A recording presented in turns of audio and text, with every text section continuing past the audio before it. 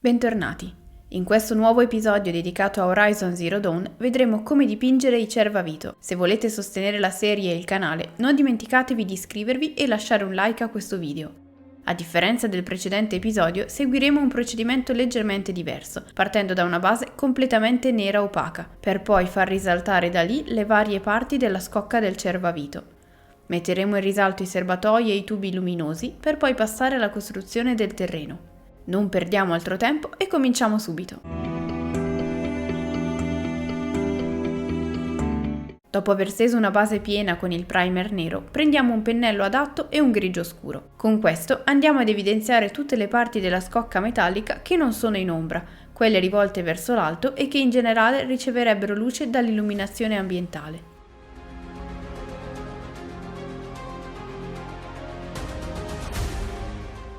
Cerchiamo di dipingere le singole zone separatamente e sfruttare i recessi neri come ombre. In alcuni casi questo tipo di soluzione ci facilita il lavoro, evitando il passaggio doppio dell'utilizzo dello shade.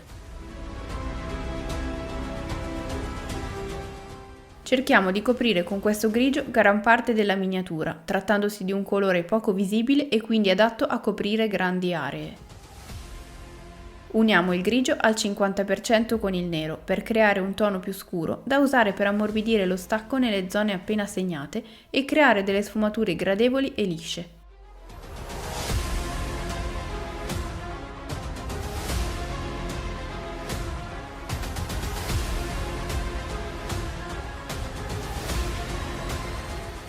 Una volta resa liscia e gradevole la sfumatura dei toni più scuri, possiamo passare a schiarire e definire le parti più chiare. Introduciamo quindi il colore avorio.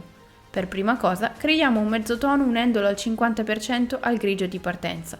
Con questo facciamo un lavoro simile a quanto fatto prima, ma restringendo le zone colpite e concentrando le luci nei punti illuminati, principalmente da una luce zenitale, ovvero che arriva da sopra.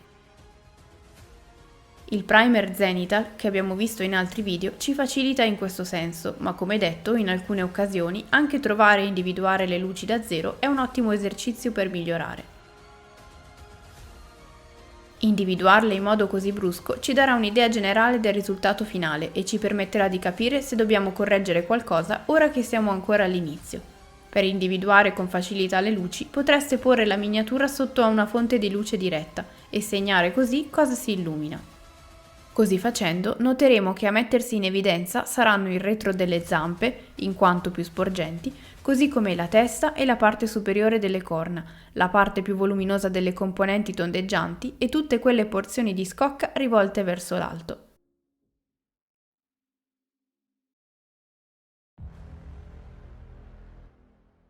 Per il momento evitiamo completamente i serbatoi e i tubi, di cui ci occuperemo dopo.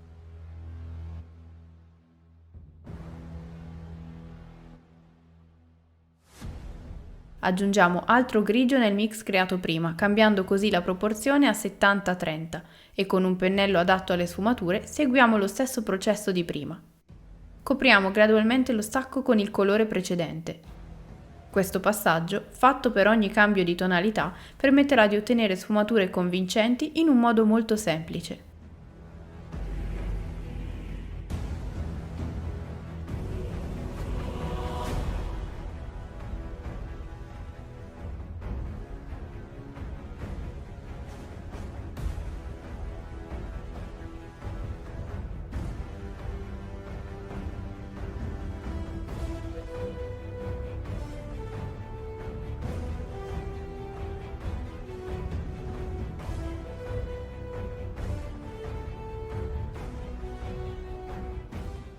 Ripetiamo il processo con più avorio che grigio, per un colore molto più chiaro e di nuovo restringiamo la zona colpita fino ad aree molto più piccole.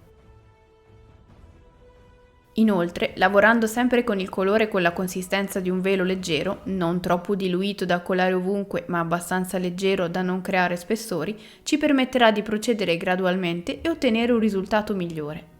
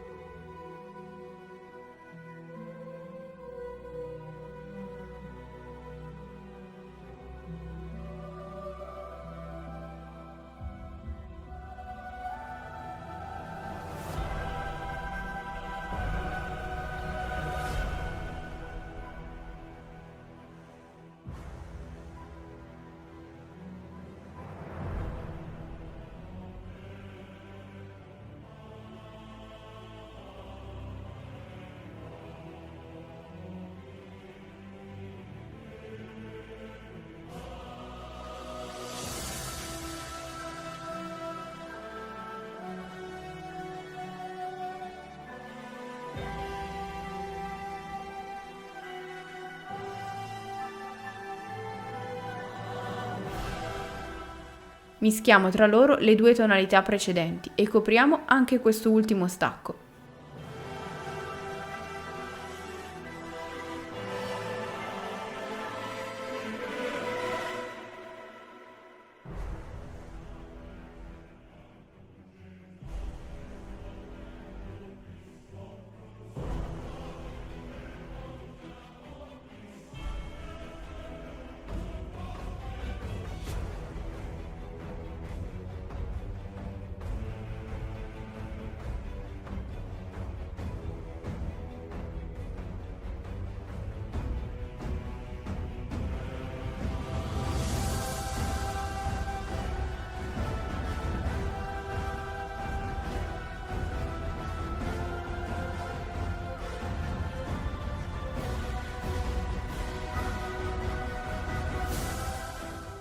Utilizziamo ora l'avorio puro e un pennello molto sottile per creare qualche punto luce e definire alcuni contorni tra le lamiere della scocca.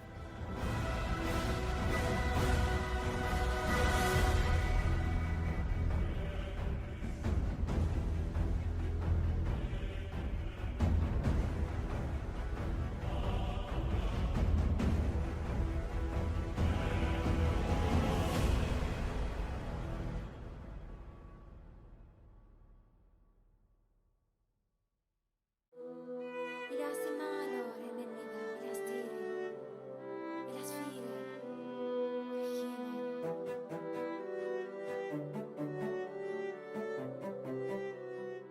Passiamo ora ai serbatoi, all'occhio centrale e ai tubi. Per far sì che risultino brillanti e luminosi, creiamo prima una base bianca completamente coprente.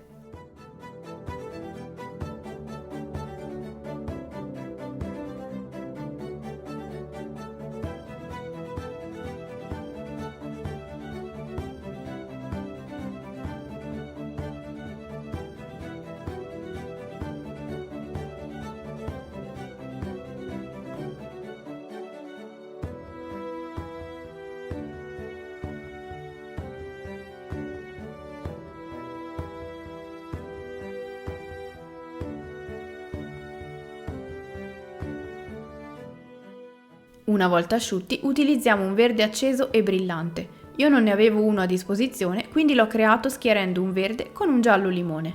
Usiamolo molto coprente per dipingere il corpo dei serbatoi e i tubi pieni di liquido.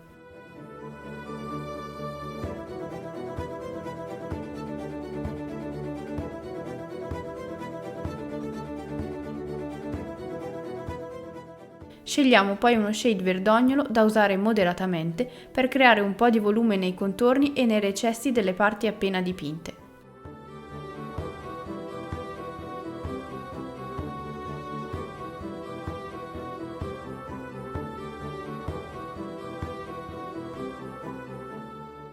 Lasciamo asciugare e nel frattempo occupiamoci dell'occhio, che dovrà diventare luminoso. Una base blu molto leggera, da usare come un alone intorno alle poche parti vicino all'occhio, ne amplificherà l'alone luminoso.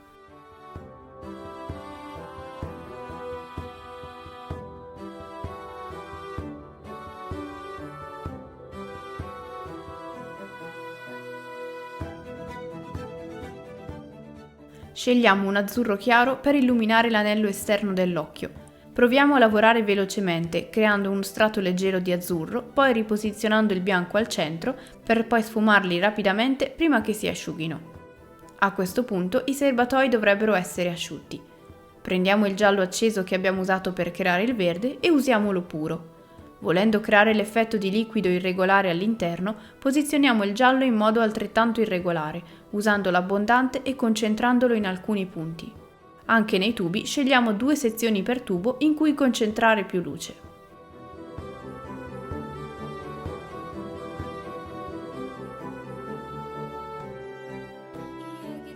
Scegliamo quindi un verde più scuro, ma non troppo, per creare un alone luminoso come abbiamo fatto per la luce blu dell'occhio. Lo usiamo leggero, come un velo, sulle zone adiacenti ai serbatoi e ai tubi, in modo che generi un leggero riflesso nelle sezioni della scocca.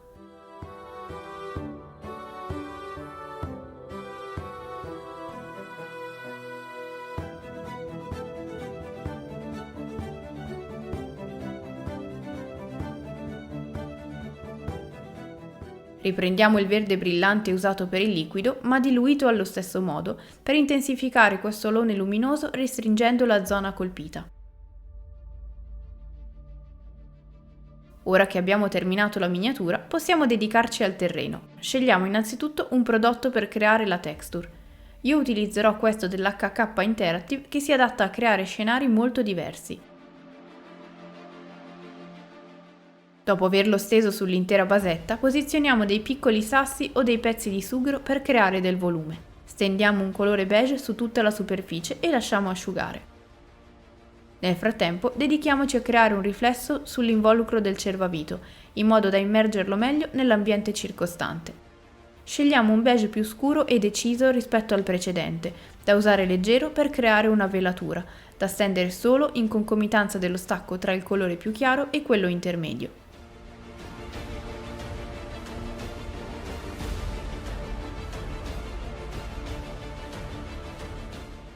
Una volta che il colore sul terreno si sarà asciugato, utilizziamo lo shade marrone scuro per mettere in evidenza tutte le texture.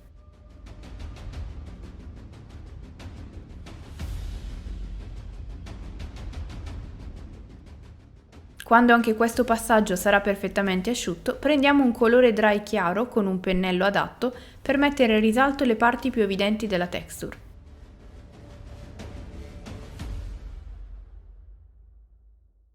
A questo punto siamo a un passo dalla fine. Non ci resta altro da fare che aggiungere della vegetazione. Io ho scelto queste chiare in stile desertico da unire ad alcune leggermente più scure per le zone sotto al cervavito. Un'ultima rifinitura alla basetta rigorosamente con il colore nero e abbiamo finito. Spero che questo video vi possa essere utile. Se è stato così, non dimenticatevi di iscrivervi al canale e dare un'occhiata alla descrizione per trovare la lista dei colori usati e di alcuni prodotti consigliati. Vi ricordo che c'è anche un canale Twitch in cui vi aspetto più volte alla settimana per dipingere insieme. Detto questo, vi ringrazio, vi saluto e vi do appuntamento al prossimo video. Ciao!